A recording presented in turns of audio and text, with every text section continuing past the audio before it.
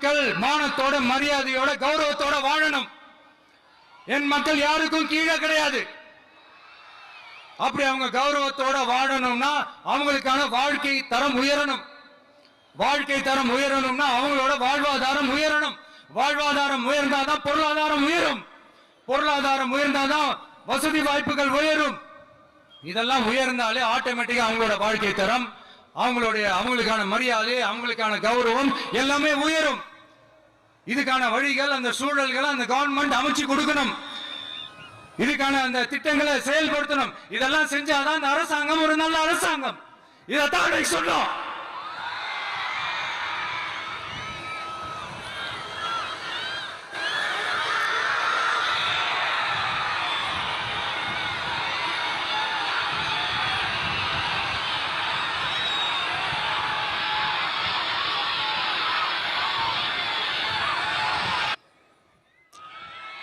சொன்னா மட்டும் போதுமா?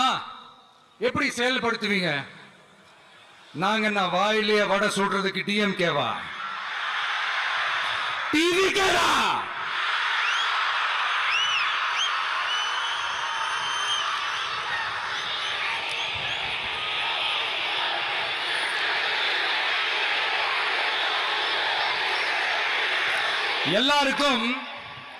எல்லாருக்கும் நிரந்தரமான ஒரு வீடு இருக்கணும்னு சொன்னோம்.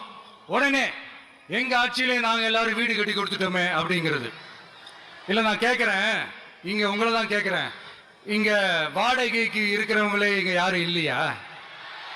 எல்லாருக்கும் சொந்தமா வீடு கட்டி கொடுத்துட்டாங்களா?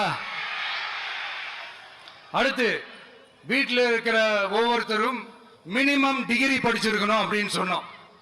உடனே எங்க ஆட்சியிலே எல்லாரும் டிகிரி படிச்சு முடிச்சிட்டாங்களே அப்படிங்கிற மாதிரி சொல்றது அது உண்மைனா? ஸ்கூல் லெவல்லே டிராப் அவுட்ஸ் அதிகமானது யாரோட ஆட்சியிலங்க?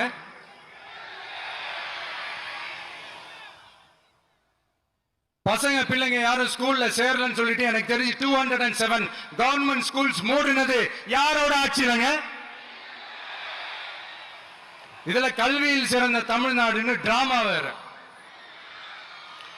அடுத்து குடும்பத்துல ஒருத்தருக்கு நிரந்தரமான வருமானம் வரணும், வேலை வாய்ப்பு கிடைக்கணும் அப்படின்னா நாங்க கொடுக்காத வருமானமா, நாங்க கொடுக்காத வேலையா அப்படிங்கிறது. எத்தனையோ லட்சம் காலி பணியிடங்கள் நிரப்புவோம்னு வாக்குறுதி கொடுத்துட்டு ஆட்சிக்கு வந்தீங்களே, எத்தனை லட்சம் காலி பணியிடங்களை நிரப்புனீங்க? இப்ப முக்கியமா பெண்களுக்கு பாதுகாப்பு இல்ல, சட்டம் ஒழுங்கு சரியா இல்லைன்னு சொன்னா தமிழ்நாட்டில் பெண்கள் பாதுகாப்பு தான் அதிகமா இருக்குதா? நீங்க சொல்லுங்க மக்களே, பெண்கள் பாதுகாப்பு இருக்கு?